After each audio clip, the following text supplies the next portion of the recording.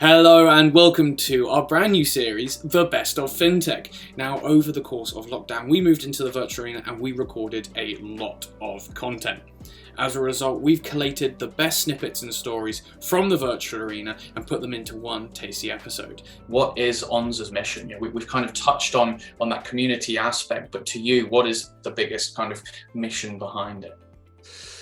Well, the biggest mission, to summarize it, is we're here to bring financial wealth and stability to the Catalan population. That's our goal. Okay, that's why we're here, because ultimately we think that, and everybody knows that, money is a centerpiece of everybody's life.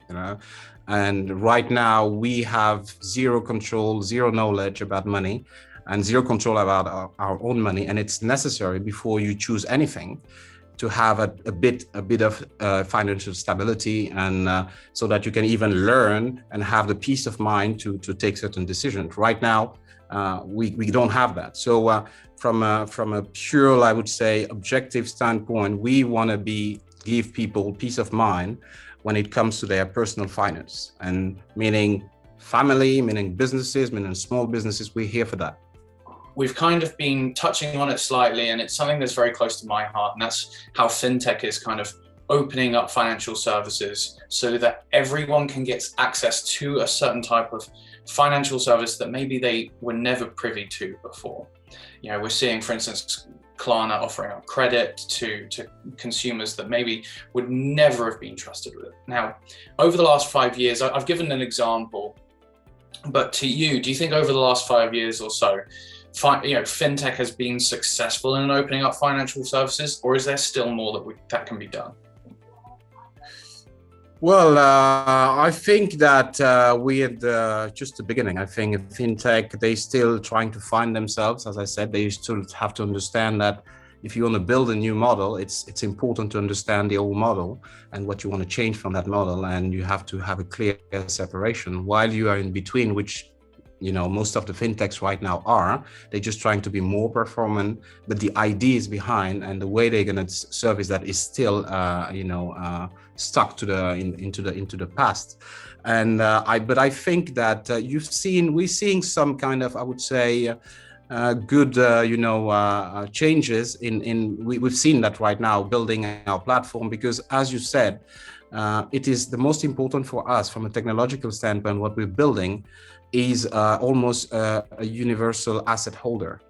It's not just about having a bank account with an IBAN. We're going to provide our community with a tool that will allow them to have in their hands, through the phone or computer, control over all their assets, being all sorts of assets, being shares, being gold if they want, being deposit, being their cash, being credit.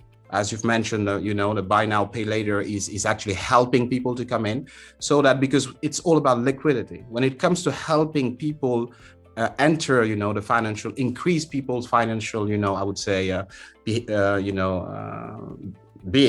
well-being, you have to raise two things at the same time. Knowledge, because the main hurdle is financial literacy. People don't actually understand what they're buying into, how they buy into things, what they could do. So the first thing is to channel all this information and break it down in a very simple way that a 10-year-old boy or girl can understand it. So that first they understand what we're talking about.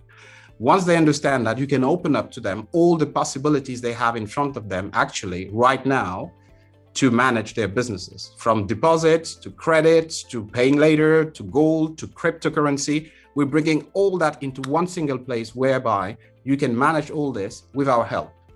We'll train you, we'll form you, we'll inform you, and then our agent will be next to you to go through each of these elements if you want to do so. So that's why it's easy for us to disclose everything, because we're not here to sell people to our customers. We are here to help them buy stuff. In this case, financial products.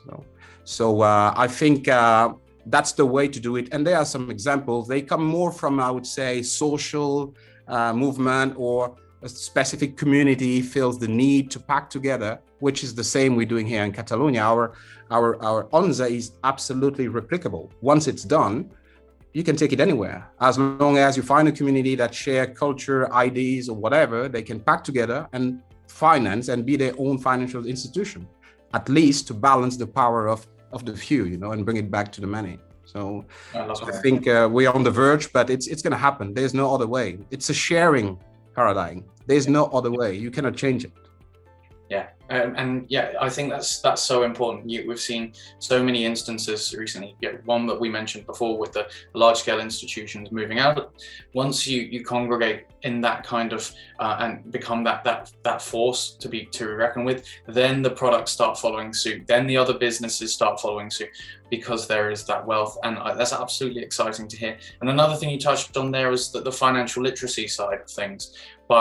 I feel like finance is the only industry where, even though there's people clamoring for the products, the traditional institutions that were offering these products weren't selling them. And people didn't know about them as a result, when in fact, if they were actually shown these products or learned about these products, they would have embarked on them earlier. So it's absolutely exciting to hear that. So some of the special features about Insha are really based around the Muslim lifestyle, what you need to do to fulfill your Islamic needs or guidelines.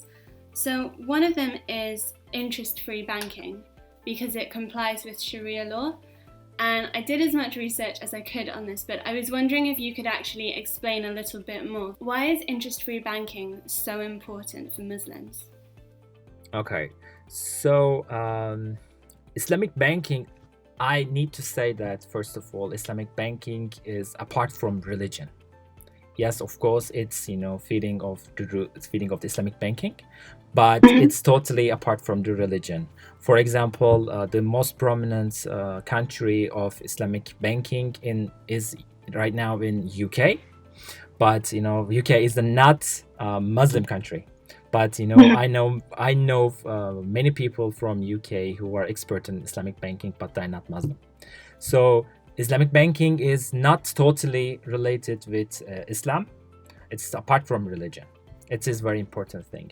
We just using Islamic banking tools and principles, and we believe that these tools and principles are really well for our future and our own life. So I can say that we are doing our business based on these principles and tools. And for example, some of our principles are being ethical, being moral. These are essential for us. And also our business model based on assets. The field of activity is real economic area, and also risk sharing is essential for us.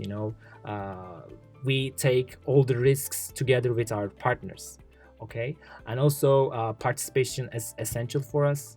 For example, we are investing startups in Turkey with our parent bank, Al Baraka. So Al Baraka collecting money from the investors and collect some startups, some projects, some SMEs, and get some profit from those investments and share it with the investors. So this is a good model, I believe, and we believe that the risk sharing model is the future model for our generation.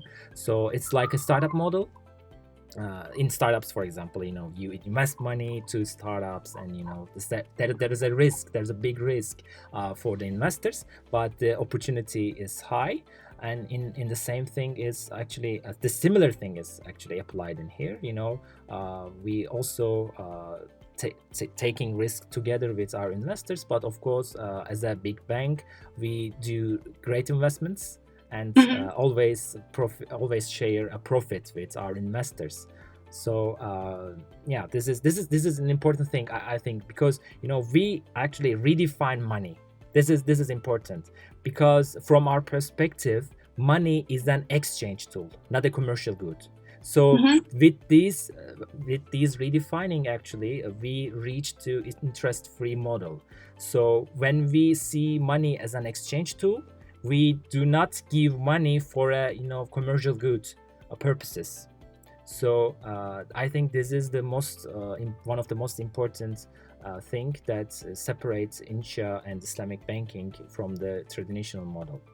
That's really cool. So it's like Insha is very similar, aside from the Muslim aspect, to other neobanks, right? In that you can open it very quickly, like within less than 20 minutes, right? You can track your spending like effortlessly, and it uses algorithms to, analytics to like categorize your spending as well and help you towards your saving goals. And you do it a little bit differently from other people. So you separate it into Insha, InSave. Can you tell me more about that? Okay, so actually we are building our products based on our customers' needs. So most of our customers, needs digital banking tools to manage their money easily. So that's why we created, we built it, some features for them like Insight and InSave. Insight is a categorization tool. They just see where their money goes. So we will improve its usability in the future, and adding new goals, send them notifications, blah blah. And for InSave also, they can open as sub accounts with us, and they collect money on that accounts. It's like a financial behavioral thing for people, and right now it's a must for every digital bank, I believe. So this is actually met these needs.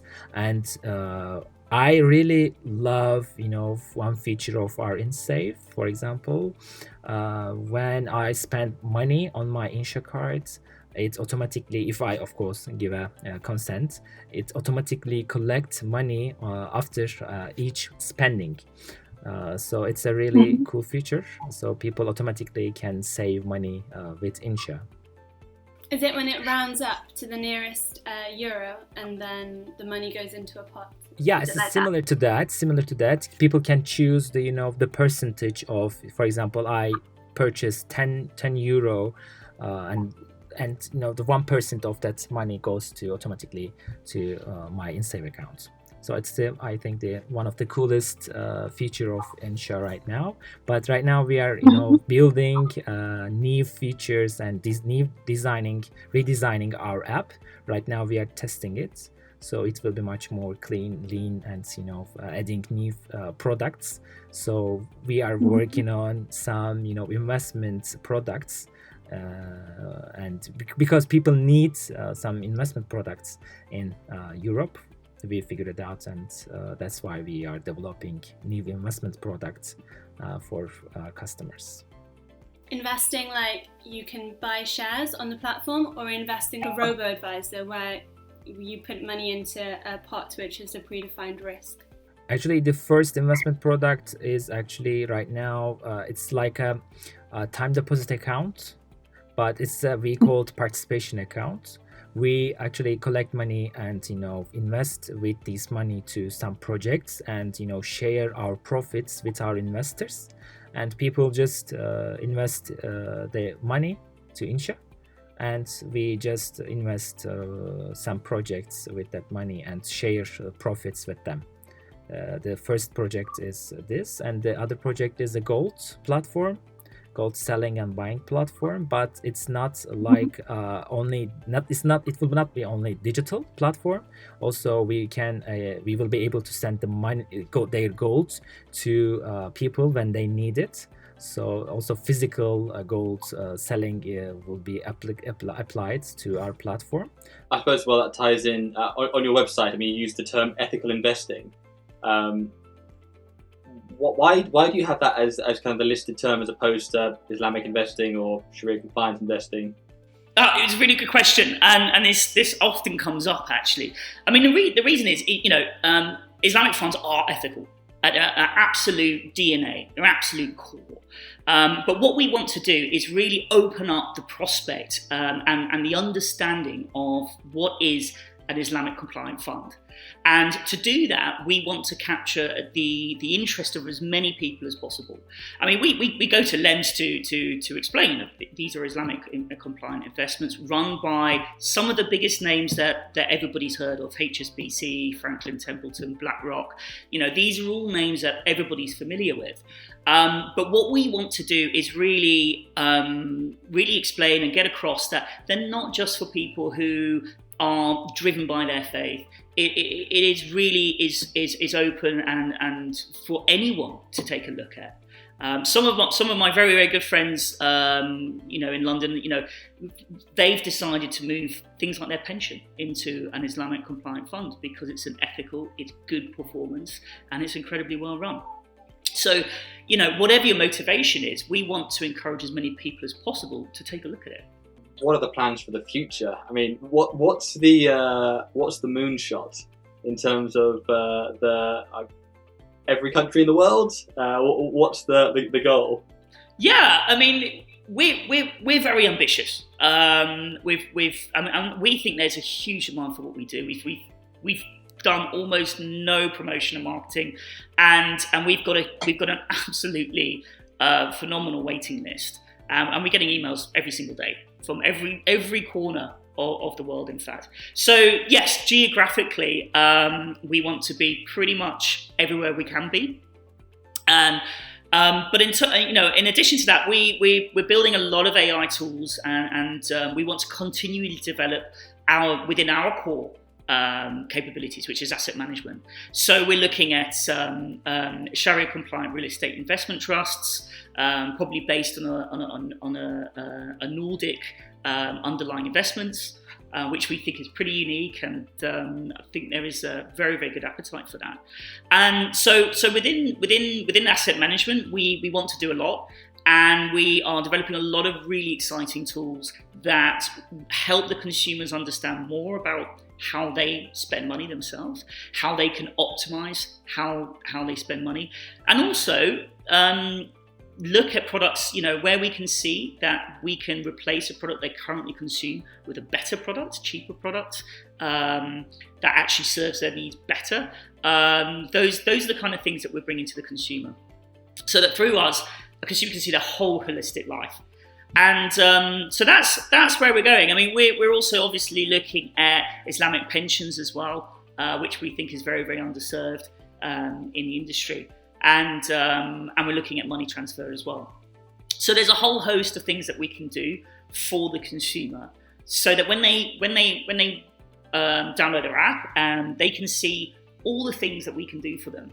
And throughout their financial lives, they can pick up the bits they need to, the bits they want to do with us, and knowing that everything that we do is completely ethical, completely Islamic compliant, and we've sourced the absolute best products and services.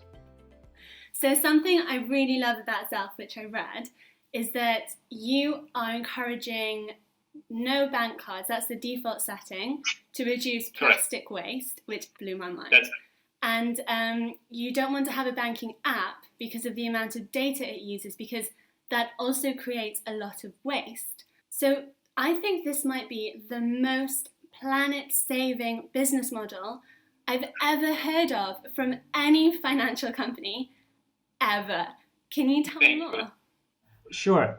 So first of all, it's one of those situations where it makes sense, not only from the terms of not in terms of the conservation, but also in terms of just financial sense. Because when you reduce digital waste, you also reduce the amount of staff that you need to maintain those applications. So, for example, when you really have to produce an Android app or an iPhone app, it means that you now have to have the staff on board that will also handle all the different versions of their operating systems, all the different versions of the sizes of the screens.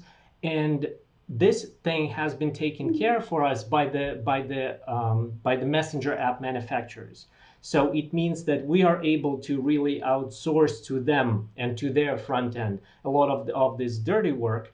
And we're actually just building on top of their platform. So that's in terms of the digital waste. And in terms of the plastic waste, that also makes sense from the financial standpoint, because when you have plastics, you not only spend money and you're polluting, but you also spending a lot of money on the logistics. You actually have to get the cards somehow transported, first of all, or packed in all of those different envelopes and fancy folders, then transported to the person with the courier, with some kind of express mail. That also spends a lot of company resources. So instead of us wasting money on that, we'd rather give this money as an incentive to our customers for making sure that they're using the contactless.